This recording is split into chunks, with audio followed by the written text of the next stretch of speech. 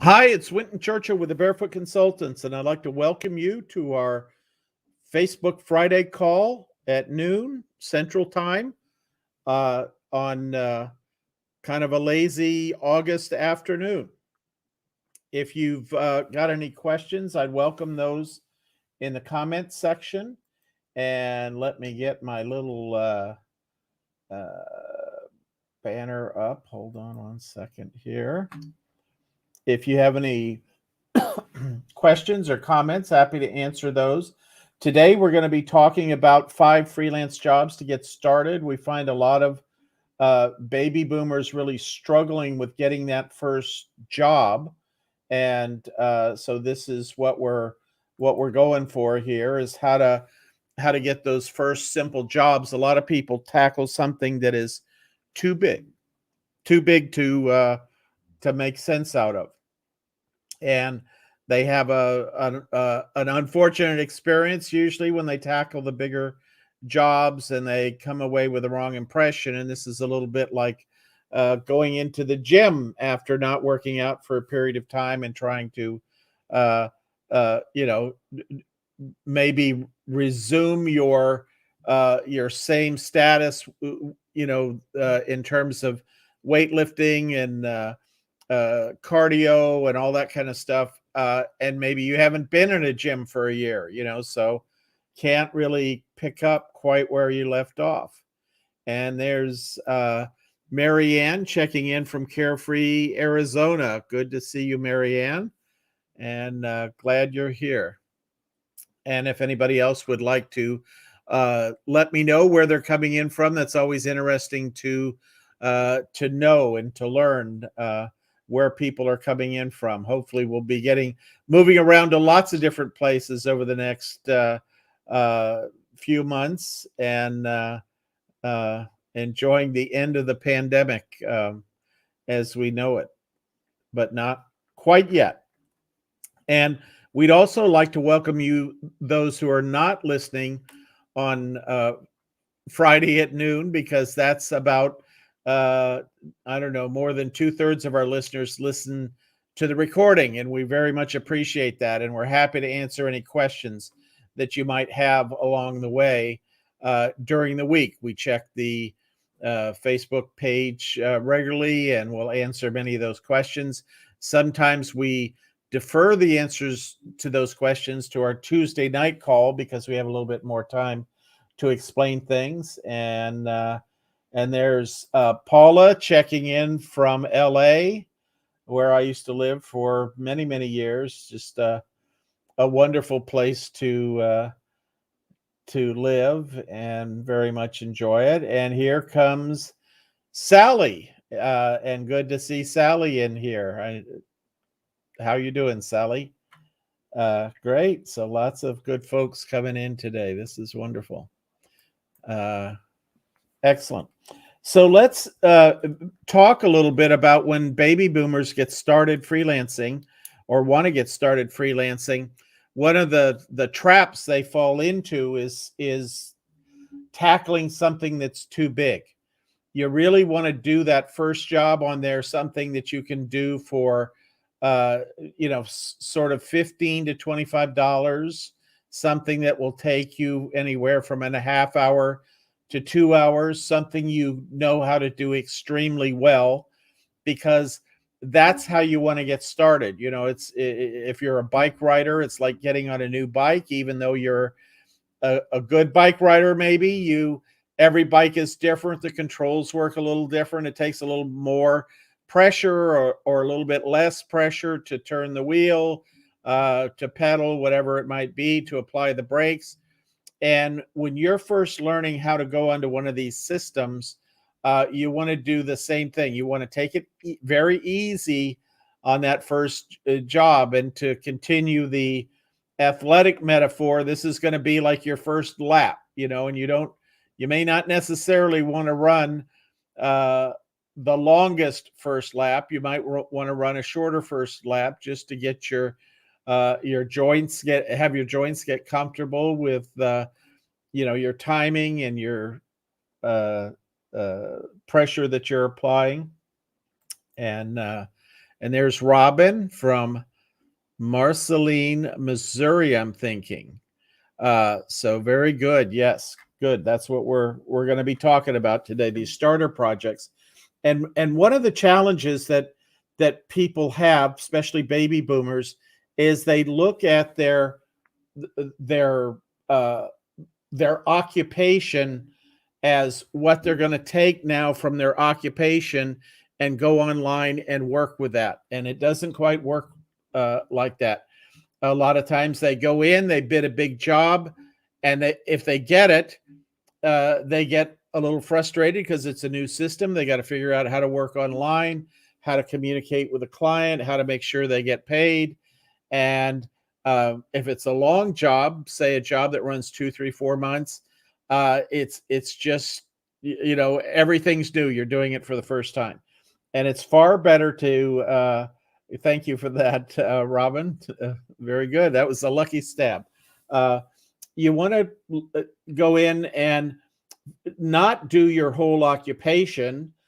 You want to do things that you learned in your occupation. And one of the examples I like to give is that when I was working for a computer company in the marketing office, we were providing quotations to people and proposals to people for different kinds of computer equipment and maybe installation of that computer equipment. And we were always turning to one person or another and saying, hey, I'm just getting ready to send this to the client.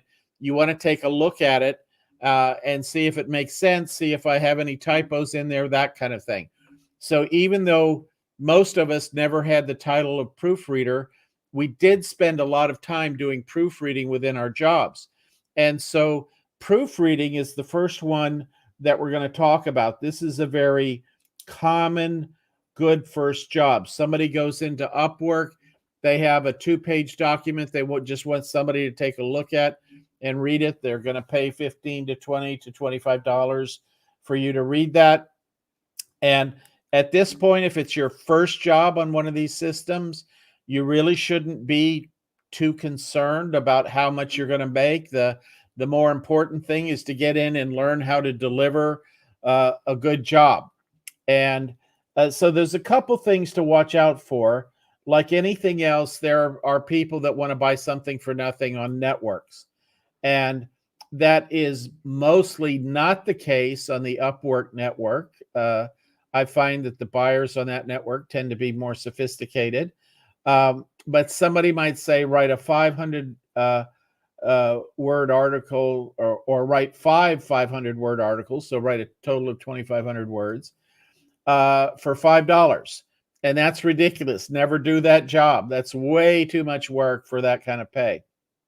But if somebody said, write a 300 word article for $25 as a starter job, that might be a good job because basically you're being paid to interview in this environment. The way that people get hired in freelancing is they work with multiple freelance buyers on an ongoing basis, preferably. And that's what we teach. It's not about waking up every morning and doing a new proofreading job with a new client. It's about cultivating clients that get you to do proofreading jobs throughout the year. And you have one client that taps into your expertise, maybe because you know a lot about the pharmaceutical industry. And another client taps into your expertise because you know a lot about camping and hiking. And so that's a way to sort of monetize your knowledge in a certain area. And proofreading is one of the best ways to start.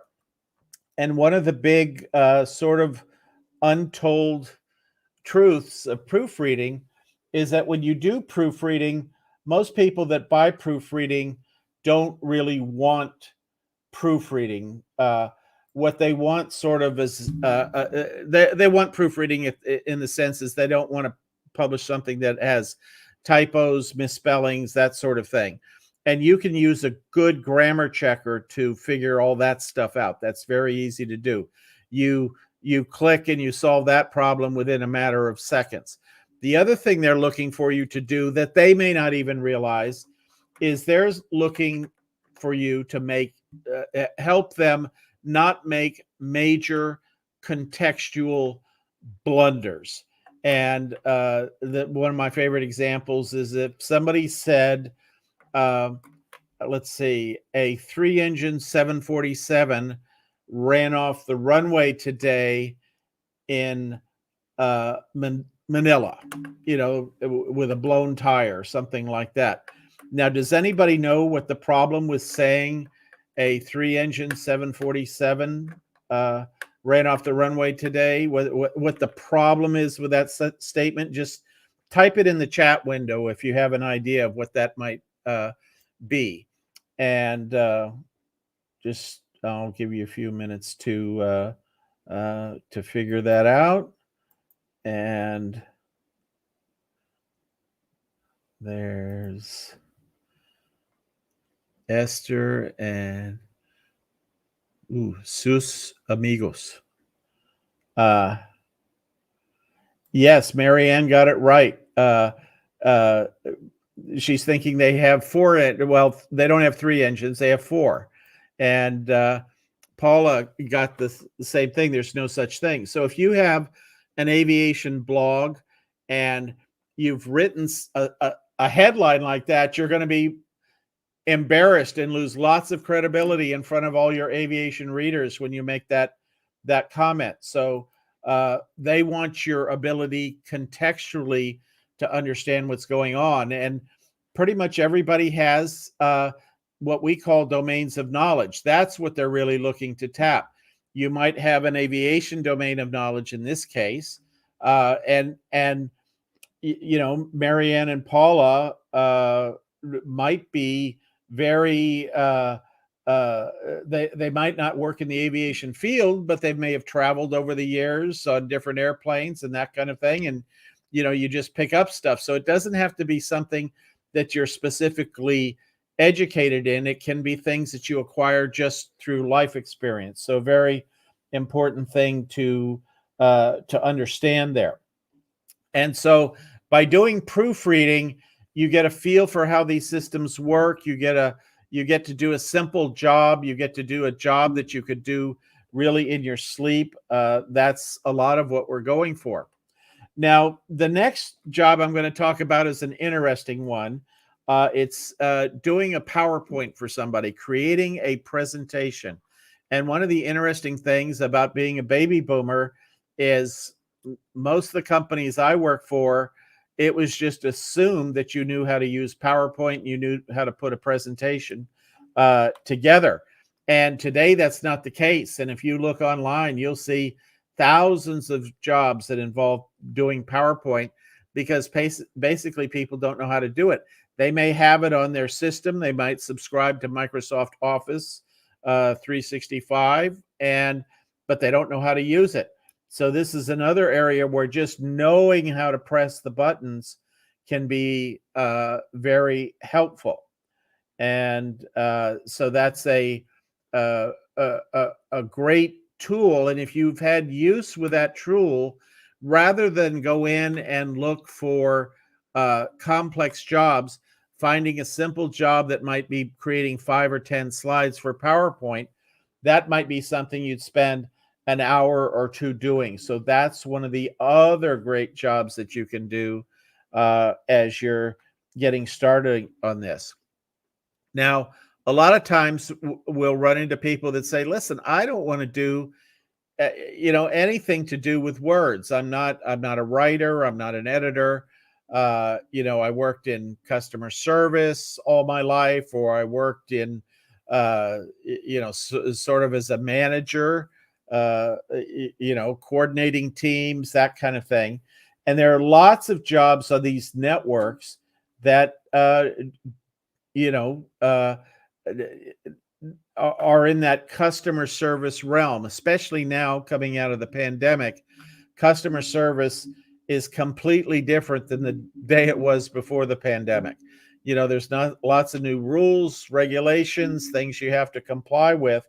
And so as a result, there are many customer service jobs where companies and individuals and nonprofit organizations and government entities are looking for somebody to help them rewrite their procedures. As if you've ever worked in a smaller company in particular, you know that all the policies and procedures are not necessarily written down. I mean, some of the basic ones might be written down, like the vacation policy and the sick leave policy and that kind of thing. But there's lots of things in the gray area that are just live in the heads of the people that are there.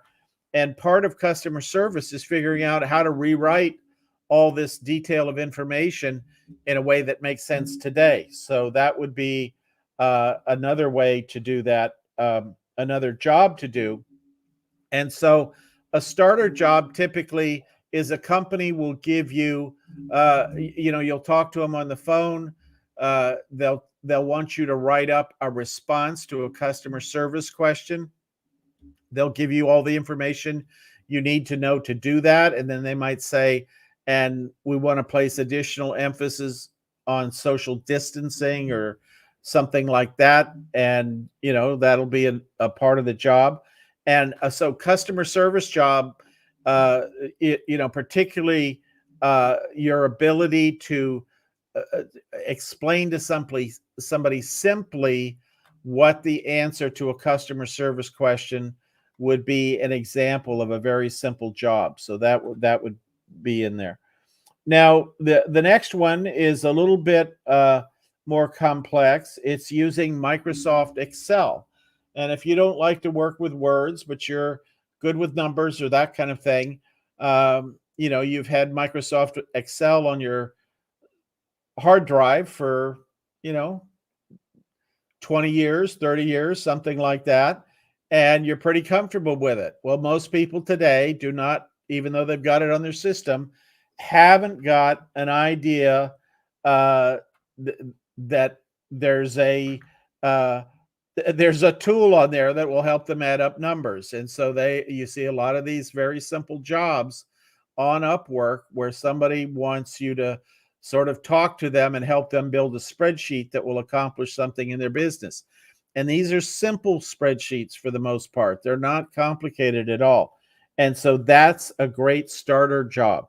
Even if that's not what you ultimately want to do, is be doing starter jobs, it is a very much a good kind of job to get started with, because it's not about making the most money on those first half dozen to dozen jobs. It's about learning your way around the system and learning what button to push when you propose on a job and what button to push when you accept the job and that kind of thing. So those are very good categories to work on. And the last one I'm going to cover today, and a lot of people don't realize that this even exists in these systems, is the idea of giving advice. If you were a middle manager or senior manager in a company, nonprofit, what have you, a lot of times your day towards the end of your career was spent giving advice to people that are implementing different things in different parts of your organization. And just giving advice, you can put in the keyword advice, and you'll see hundreds to thousands of jobs come up where people are looking for advice. And then you would want to narrow that down. Like if you were a dentist, for example, you would want to narrow it down to advice in the health care field or advice in the dental field. And that is a great way to get a feel for how these systems work and the kind of advice you give. And of course, every time I bring this up, somebody says, oh my God, I'm a dentist and I'm only licensed to practice in the state of Nevada. And if I give anybody any advice, I could be sued. And the answer is to that, no, you can't. You're not creating a patient doctor relationship in this environment, because everybody has signed terms of service that say that's the case. You're not able to examine the person. That's why these laws are in effect. You can't really substitute giving advice. But if somebody is writing a book about camping, and they want to have a chapter on what to do if you break a tooth when you're out camping, you can provide general business advice around that. You're consulting basically to an author. So that's a great way to do that, to give that advice. And of course, because there are thousands of advice jobs, you can dive in there and look at all of them, and you'll say, wow, I could answer that. I could answer that. Nope, not that one, not that one, not that one, not that. Wow, there's another one I could answer. So that's the experience you want to have as you go through that. And so those are 5 sort of clean, quick jobs you can use to get the feel of this. And I see Tom's checking in. Good to see you, Tom. And yes, the Tom sent me a clip on this thing called the Great Resignation. It's an interesting concept. What companies and nonprofits and government agencies are finding is that now, after the pandemic, when people are coming back into the workforce, and most importantly, they're physically coming back into the office, they're working for a week or 2 or 3 or 4, and they're saying, yeah, I'm not going to do this anymore. I don't want to put my health at risk by showing up in an office. And I've been working from home for a year and a half.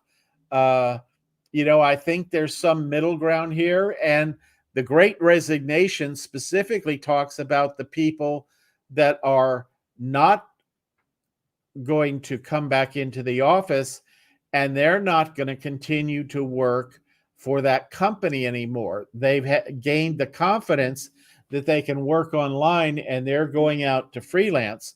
And of course, as many of these people go out to freelance, where they're going is a lot of these networks.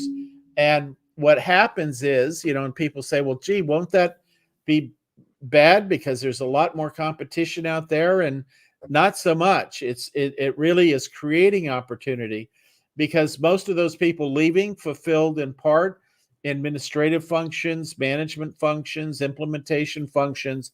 And now those companies are going to have to turn to freelancers to get that work done. So there's going to be a big hole in corporations around that. And this is all expected to really gain the most momentum in the months of September and October, as the Delta virus hopefully dies down, and more people go back to work, and more people have that experience of that. And let me just pop up that article that Tom is talking about. Where is it? And I'll put the link in the chat window here. Let's see. Here we go. And I'll share that article so you get an idea of what it looks like here. But it's definitely worth taking a look at, because this is going to change the world of freelancing. And unfortunately, there's an ad running on it now, so I'm not going to show it quite yet. But I will put the link in the window, or in the chat area here. And there we go. And so that's the link. And let me see if the ad has calmed down. Let's see. Well, we'll just tune out the ad for a moment and show you the article here. Gotta get StreamYard to cooperate and share this here. And we'll pop it up as I share the screen. Here. There we go. So you should be able to see that the Great Resignation, why so many folks are leaving their jobs. And, here we have 3.6 million people quit their job in May. So this is the very beginning of the Great Resignation. And this reporter, and there's a video that goes along with it, covers this and talks about why so many people are leaving their jobs. And as somebody that's been freelancing for 20 years now and teaching people how to freelance for 13, this is a real kind of a game changer, because people just aren't going to put up with, getting dressed up every day, commuting every day for half hour, 45 minutes each way, spending time at their job, wasting time in meetings and all those kind of things. So lots of interesting stuff coming about there. So let me encourage you to look up that article and take a look at it, and appreciate Tom helping with that. Let's see, there we go. So take a look at that. And good to see Greg in here today. Yes, Greg, we're live, and on Friday, August 27th, you're correct.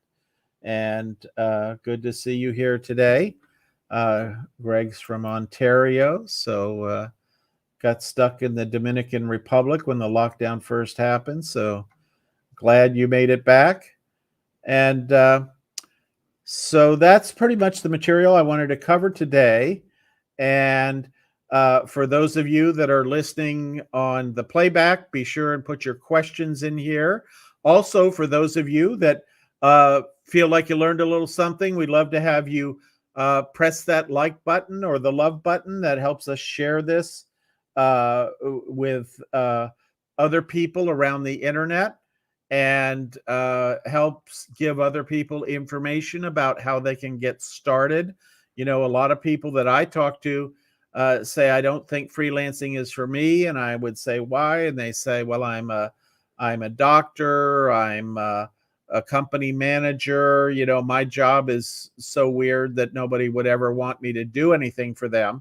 And once they understand this simple principle that you are not your occupation, then that's a very important thing. And so that's what we're looking for here. You're not your occupation. You're a combination of skills, experience, all kinds of things. So this is a great opportunity to break down what you're doing and put that together. Appreciate those likes and loves there very much. Know that every time you pop that button, you're helping a few more people get this message and understand how they might get started. So with that, I'll see you soon. Appreciate you stopping by. Look forward to seeing those of you in our programs on Tuesday night when we do our live calls and take more questions. And have a great weekend. Take care. Last weekend of the summer. Enjoy it.